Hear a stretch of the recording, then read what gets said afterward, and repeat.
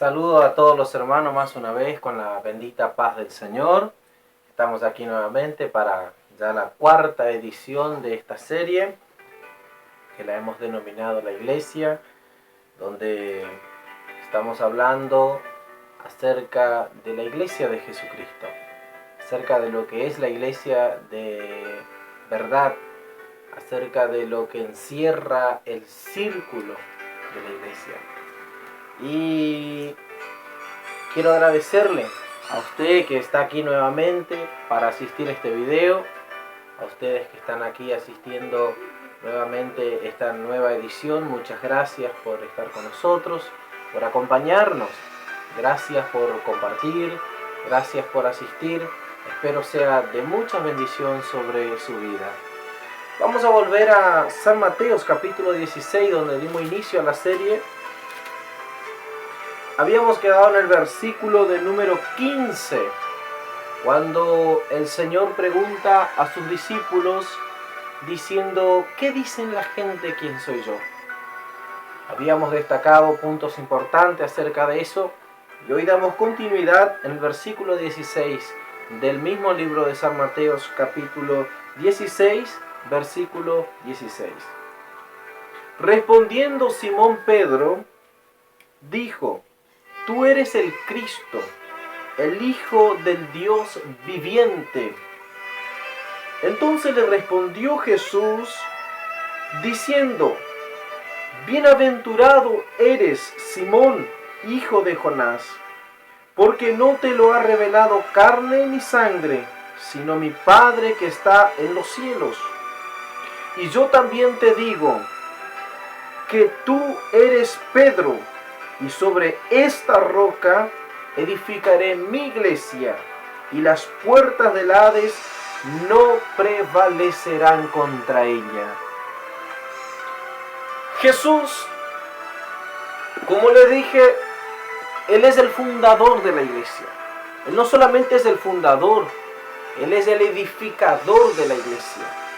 Y Él no solamente es el edificador, como también el protector de la iglesia. Y no solo el protector, como el dueño de la iglesia. Lo que me lleva a entender que el único que puede usar el pronombre posesivo diciendo mi iglesia es Cristo Jesús. Y Él lo dijo: esta es mi iglesia, y contra ellas las puertas del Hades no van a prevalecer. Vamos a destacar unos puntos importantes. En primer lugar, ¿qué es la iglesia que Cristo edificó? ¿Qué es esa iglesia? Hay muchas personas que a esta altura pareciera que es algo ilógico, pero aún hay personas que tienen un concepto equivocado acerca de qué es la iglesia de Cristo.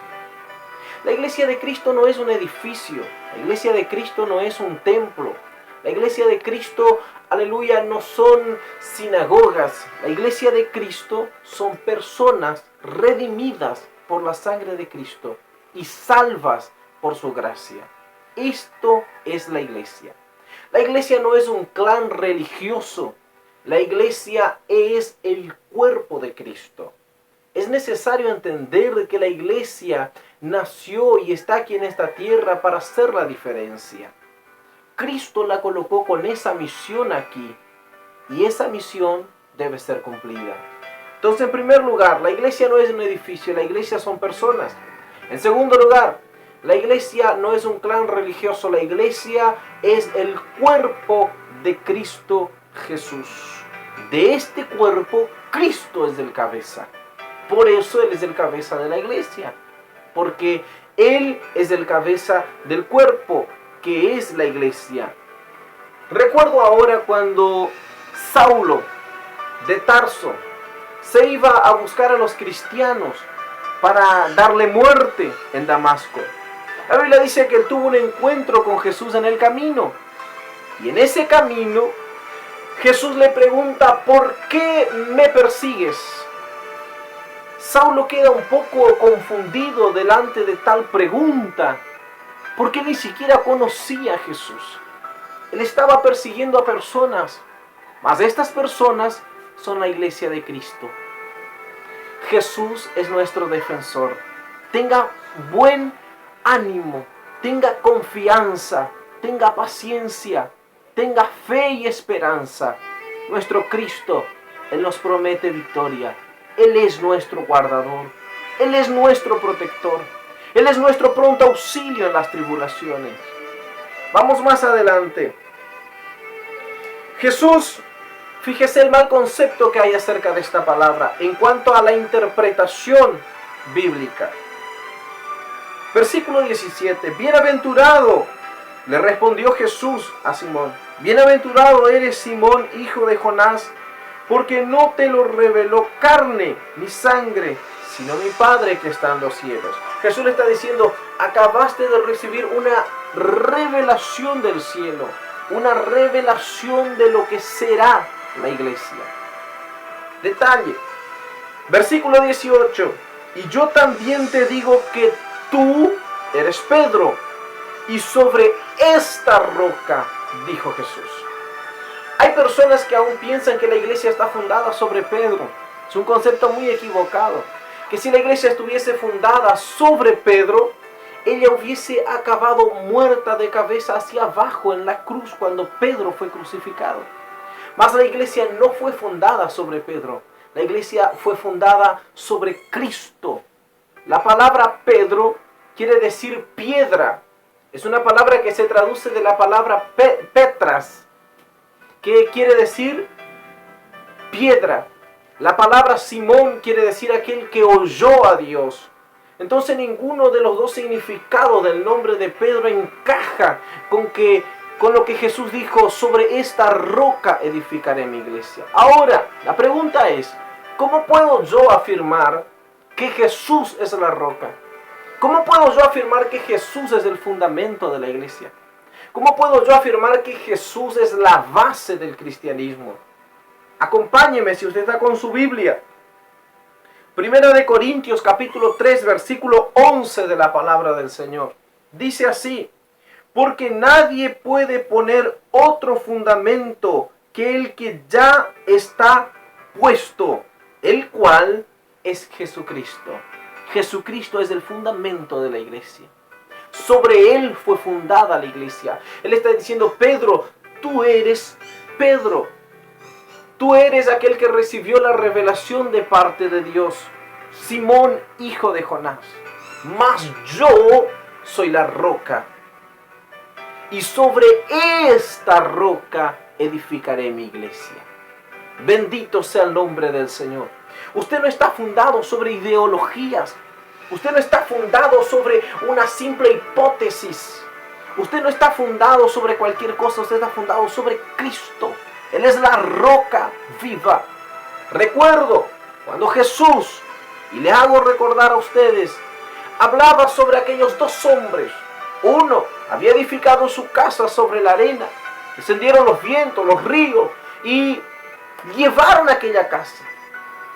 Mas el otro hombre había edificado su casa sobre la roca. Descendieron ríos, vientos, tormentas, tempestades, mas aquella casa no se movió.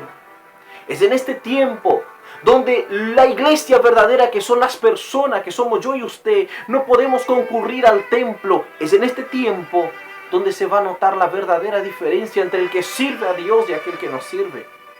Porque algunos están con la conciencia tranquila, en más, casi nunca iban al templo. Entonces parece que esto solamente justifica su ausencia allá, porque están acostumbrados a hacer esto. Mas la Biblia dice en el libro de Hebreo, no dejando de congregar como algunos tienen por costumbre. Tenemos que congregar. Decíamos en la edición anterior que nosotros estamos acostumbrados a ir al templo y Dios no nos llamó para ir al templo en sí, sino para ser testigos del poder de Dios. Mas esto no justifica que nosotros nos ausentemos del templo. Es necesario estar en la comunión los unos con los otros. Es necesario estar juntos y en armonía, porque allí envía Jehová bendición y vida eterna. Quiero que usted entienda, mi hermano, en esta tarde, que Jesús te llamó para marcar la diferencia.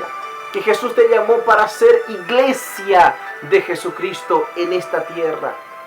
Para marcar esta sociedad, esta nación, este país y países.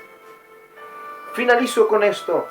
La Biblia dice, y las puertas del Hades no prevalecerán contra ella.